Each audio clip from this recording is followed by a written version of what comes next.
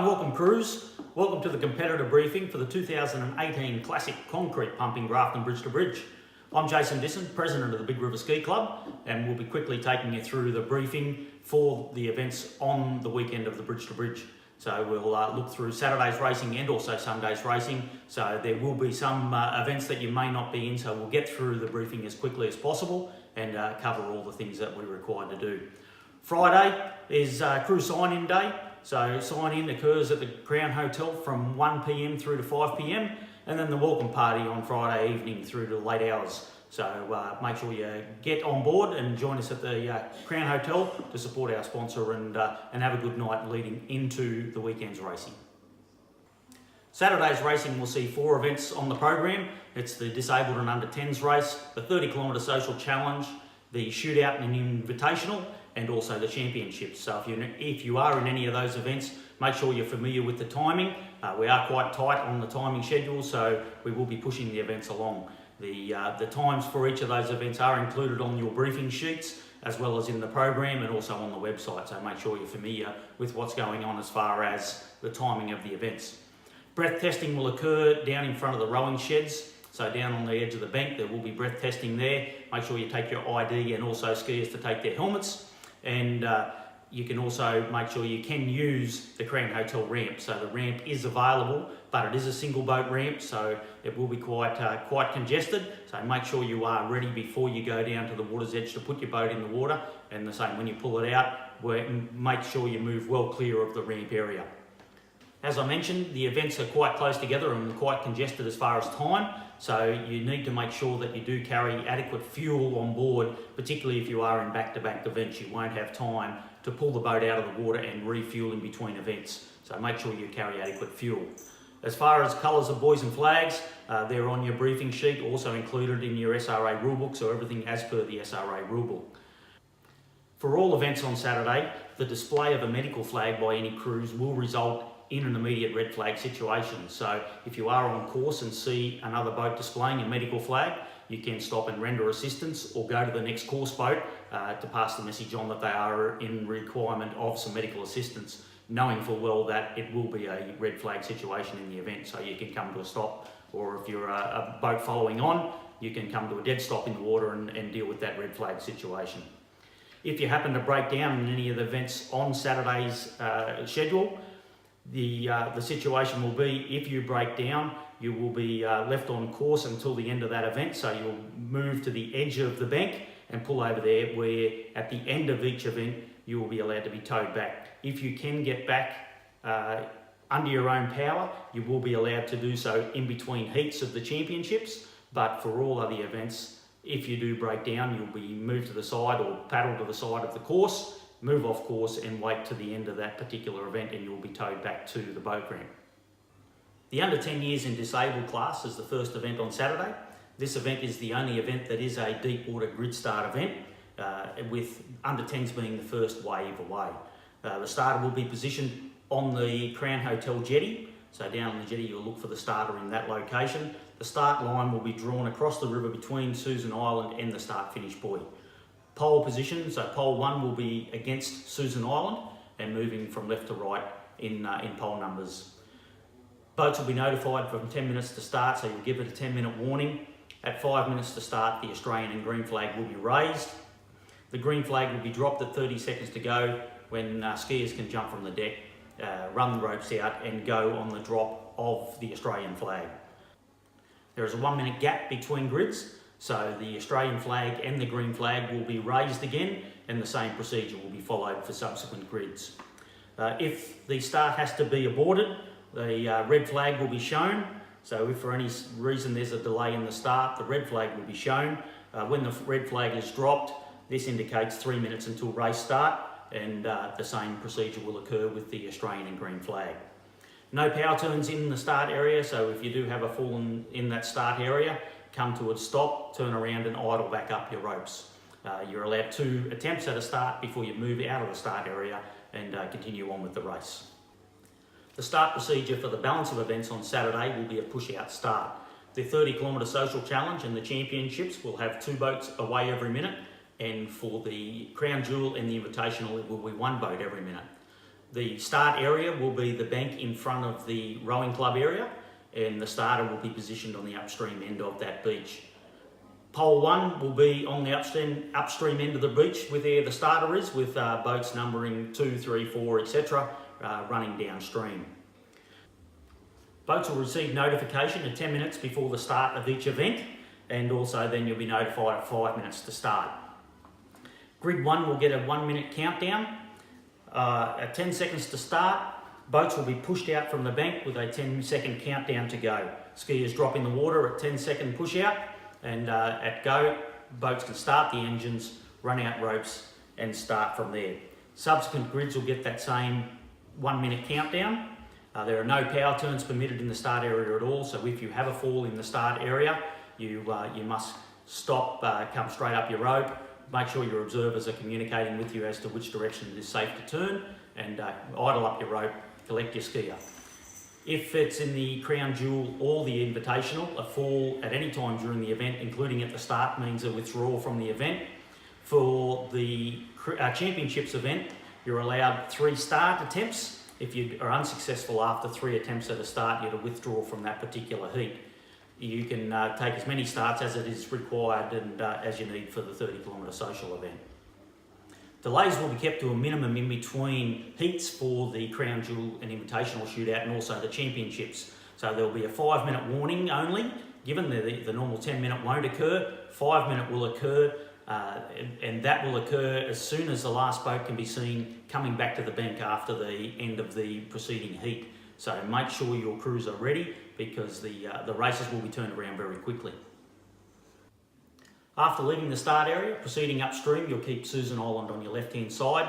You'll head in between the gap between the 2 islands, so you keep the small island on your right, Susan Island on your left, and head up to the top turn buoy, which is located approximately 2 kilometres upstream from the end of Susan Island. It's a single buoy turn, so a large square orange buoy with a 100-metre lead-in buoy. You go around that buoy and then head down the back of the island. Over on the right-hand side at the top end of the island, you'll see some white buoys keeping you away from a small rock shelf, and that'll keep you in the channel as you head down the back of the island. Make sure you keep your regulation distance off the island and off the banks as you're proceeding down that long left-hand sweeper towards the bottom end of Susan Island. As you approach the bottom end of Susan Island, you'll pick up a series of orange buoys on your left-hand side, keeping you out off the sandbar at the bottom of the island. That will then lead you into the 3-buoy turn at the bottom end of the course. So once again, 100-metre lead-in buoy to a 3-buoy turn. Exiting that turn, there's a series of white buoys on the right-hand side, keeping you out off the bank and jetty area along the beach, and that will feed you then towards the start-finish line. Keep the start-finish buoy on your left-hand side. If you're in the social challenge and it's your first lap, you can then continue on to do your second lap.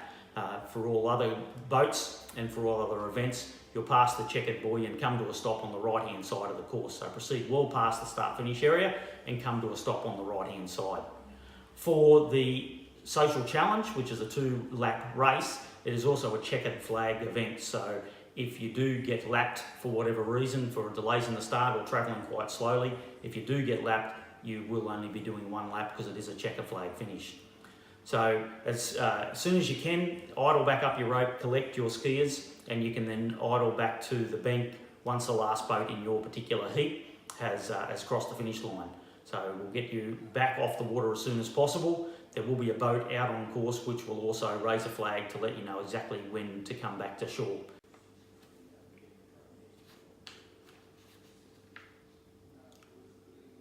Sunday sees the running of the 2018 Classic Concrete Pumping Grafton Bridge to Bridge, and breath testing for Sunday's race will occur at the same location in front of the rowing sheds down on the beach at the start area.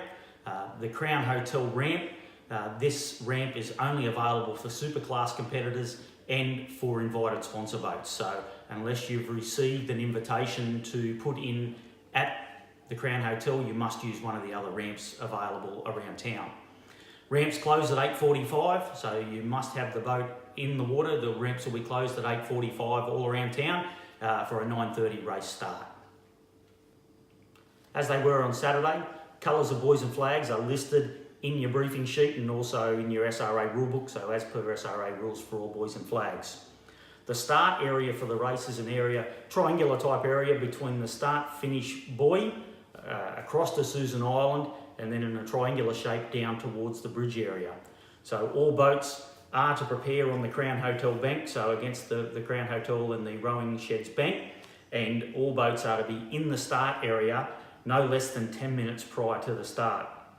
The starter will be on a houseboat in the middle of the river, anchored up adjacent to the start-finish buoy. At 15 minutes to start, all crews will be receiving a warning. We are planning on going to a start exactly at 9:30, so at 9:15 you will receive 15 minutes to start, and all boats are to leave the bank. If you haven't left the bank with 10 minutes to start, you will be asked to remain on the bank and you won't get out to the start area, so you must have left the start area within that 10 minutes, prior to 10 minutes to start. At 5 minutes to start, the Australian flag and green flag will be raised on the start line from the start boat. At 30 seconds to go, the green flag will be dropped. Skiers can drop from the decks, run ropes out and go on the drop of the Australian flag. Make sure you don't cross the start line. The start line is a line directly across from the start-finish buoy to Susan Island, so you must make sure you don't go across that start line until go. 1 minute between grids, so shortly after the drop of the Australian flag, both flags will go back up again, and then at 30 seconds the green will drop and the Australian flag drops on go, and that will be for all the remaining grids. If for whatever reason there's a delay in the start, or a hold or a stoppage, a red flag will be shown from the start boat. So as that flag goes up, you know you're in a holding situation. When that red flag is dropped, that signifies 3 minutes to start, and the prior start procedure will follow. No power turns in the start area, so if you do have a fall in the start area, you're to come to a stop, idle around and idle back up your rope. You're allowed 2 start attempts in the start area before you must drag your skis clear of the start area and proceed to attempt to get your skis up and going for the rest of the race. Leaving the start area, you will proceed upstream, keeping Susan Island on your left-hand side, moving across the left-hand side of the river. As you approach the top end of the island, you'll also come across the small island, which is in the middle of the channel. You keep that island on your right, Susan Island on your left, and proceed out the top of the island. Top turn buoy will be located approximately 200 metres upstream of the end of the island. There'll be a single lead-in buoy at 100 metres and to a single large square orange turn buoy. After exiting that turn, over on the right-hand side, you'll see a series of white buoys on your right, keeping you off a small rock bar, and you'll proceed down the back of the island. Make sure throughout the whole course, if you're not buoyed off the banks, that you keep your regulation distance out off the banks at all time. Heading down the back of Susan Island, you'll proceed out the bottom of the island, picking up a series of orange buoys on your left-hand side that will feed you into the Grafton Bridge. The Grafton Bridge is the only bridge that you do travel underneath, so it is the only bridge on the river that you travel under. As you head into the bridge area, there will be some white buoys on your right-hand side and some orange buoys on your left that will feed you into the correct channel.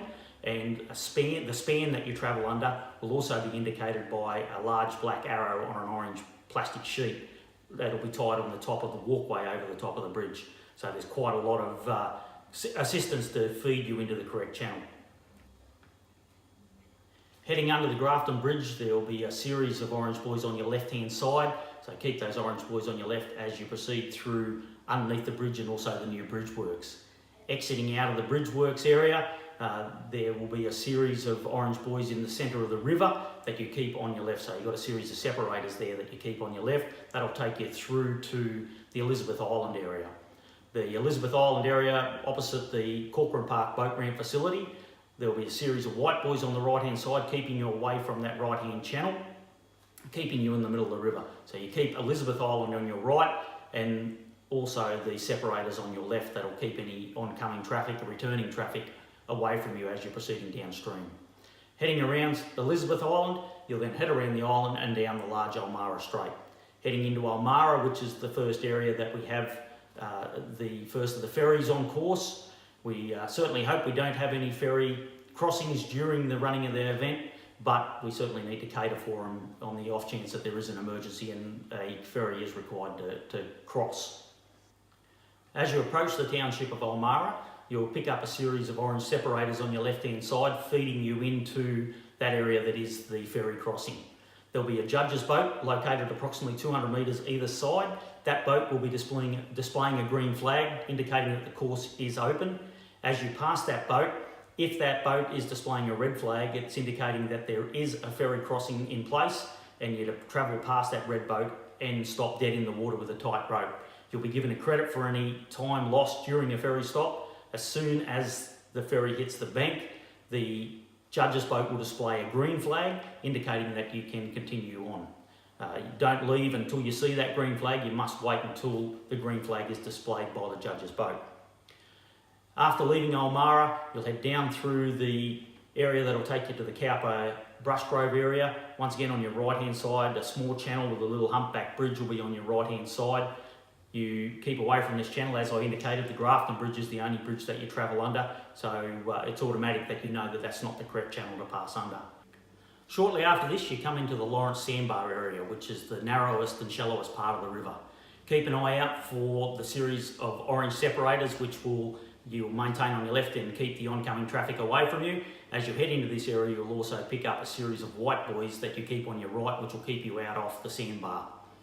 This is, as I mentioned, the tightest and narrowest part of the river, so there is no overtaking through this area. So travelling line astern, you travel through the Lawrence Sandbar area, around quite a tight right hand at the point of the sandbar, and then that'll feed you down towards the Lawrence Ferry. This is the second of the ferries on course. Same procedure as with the Ulmarra ferry, so there'll be judges' boats approximately 200 metres either side of the ferries, showing green flags indicating that the course is open. Same procedure if there is a red flag showing that you come to a stop.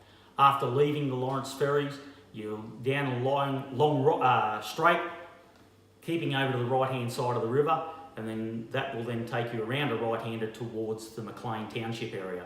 Along the right hand side of this area, you'll pick up a series of white buoys keeping you out off the shallow bank area, and that'll then around the right-hander into the township of Maclean. Once again, over on your right, you'll pick up some white buoys and also some channel markers that'll block off a channel which is marked by a bridge. As I mentioned earlier, there is only one bridge you travel under, so you keep well away from that channel. Sweeping around to the left through the township of Maclean, into the long right-hand sweeper, taking you all the way down to the halfway mark, which is the Harwood Turn. Along that long right-hand sweeper, keep well out off the banks. There are quite a lot of trawlers moored along those banks, so keep well off the banks as you head along that area down towards the bottom turn buoy. The bottom turn is a single buoy turn, so a large square orange buoy with a 100-metre lead-in buoy. You go around that buoy and then return back upstream heading towards Grafton. Orange separators keeping you out off the oncoming traffic as you return around the long left-hand sweeper as you head back up towards Maclean. Round the right-hand turn, which will take you to the Broadwater area. This is an area on your right that is quite a large open channel, so it is buoyed off, and there's orange separators on your left-hand side as well that'll feed you around to the left to keep you in the correct channel. So use those orange separators as a guide to make sure you keep in the correct channel. You'll then travel up along straight back into the Lawrence Ferry area. So you'll head through the Lawrence Ferry. On your right-hand side, after passing the ferry, you'll pick up a series of white buoys keeping you out off a rock shelf. At the end of those line of buoys is a tall, white, isolated danger marker, so there's a big white post keeping you out off a rock shelf. As you pass those, you'll also start to then pick up the line of orange buoys on your left-hand side. So once again, as they did on the way down, they will feed you around through the township of Lawrence, back out of the other side of the Sandspit area. Exiting the sandbar area on the right-hand side, once again, there's quite shallow water, so you'll find some white buoys keeping you out off the bank. You'll proceed past those white buoys along the bank, back through the area which is the right-hand, left-hand corner into the area which was Brush Grove, and then the big long left-hand sweeper back towards Ulmarra. You'll proceed past Ulmarra, where once again those ferry boats will be showing those green flags. After exiting the ferry area, on your right-hand side, there's a series of moored boats. Those boats are in quite shallow area, so you must keep all the moored boats on your right-hand side, and they're also buoyed off by a series of white buoys keeping you out off that shallow water. Around that right-hand corner at Ulmarra, heading home back towards Grafton. you'll keep back on the right hand side of the river all the way up that big long straight from Ulmarra. As you approach the end of the straight, you'll pick up some orange buoys in the middle of the river. They are the buoys which are the separator buoys feeding you around Elizabeth Island back towards Corcoran Park. Keeping those buoys on your left, you'll go around Elizabeth Island and then the long sweeper back towards the Grafton Bridge area. This year a little bit different as we head into the Grafton Bridge area with the bridge works that's going on with the new bridge being built. So you'll keep the moored boats on your right hand side. So as you head towards the bridge, keep all those moored boats on your right hand side. As you head into the bridge development area, the easiest way to find the correct span, on each of the pylons in between which you have to travel, there will be a black arrow on a big orange sheet of plastic on each of the spans, pointing inwards, letting you know exactly which two pylons you're to travel between. It is quite difficult not to travel in the correct span. Everything else will be marked off, so it will be quite clear. There'll be orange buoys on your left-hand side also feeding you into that correct channel. You'll head through the new bridge development area towards the Grafton Bridge. As you travel under the Grafton Bridge, like on the way down on the road, on the handrails on the bridge, there'll also be a black arrow on a plastic sheet pointing down to the span that you're to travel under. As you head under the bridge, you'll then travel around the long right-hander that'll take you back to the start-finish line. Once again, there's white buoys on your right-hand side keeping you off that shallow water, and as you head into the start-finish buoy you must keep on your left-hand side. So go through the start-finish area, finish your race. There'll be a series of buoys as far as run-out buoys go on your right-hand side, so go well past them, 300-400 metres past the start-finish area, where you're to drop into the water, tight rope, idle back up your rope and collect your skiers. You may collect your skiers and then idle back towards the bank. There will be a corridor of buoys keeping you out off the bank area, keeping you along the bank and keeping the oncoming traffic away from you. So make sure you travel inside that corridor at a dead idle, creating no wash. So come back to the bank where you'll be able to come ashore and wait until your trailer comes down. All boats can be pulled out from the Crown Hotel bank. The only boats that won't be able to pulled out from the Crown Hotel will be those that need to be technically scrutineered. So for technical scrutineering, that will occur at the Corcoran Park facility, and all those boats that need to go to technical scrutineering, you will be notified after the race, and you will have to travel by boat down to the bottom ramp, so the last of the ramps at Corcoran Park, where technical scrutineering will occur. A reminder though that there's to be no alcohol in any of the boats, so whilst the boats are being pulled out, there's to be no alcohol in any boats until they're pulled out of the water.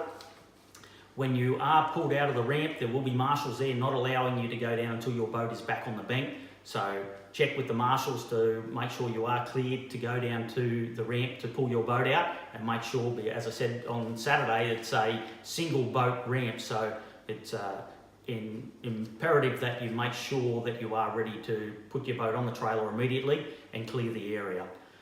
You will be going up into, as you come out of the ramp area, you will be going onto a public road, so nobody is to be travelling in the boats. The police will be policing that, so make sure that there is no one travelling in boats and that you're parking in a prescribed area as well. Make sure that you're not blocking traffic as you come out of the ramp area. So that brings us to the end of the briefing for the 2018 Classic Concrete Pumping Grafton Bridge to Bridge. Thank you for your patience, and good luck to all our competitors racing this weekend, and we look forward to seeing you in Grafton. Come and say hi, and we'll catch up for a quiet drink on Friday, and make sure you enjoy your weekend.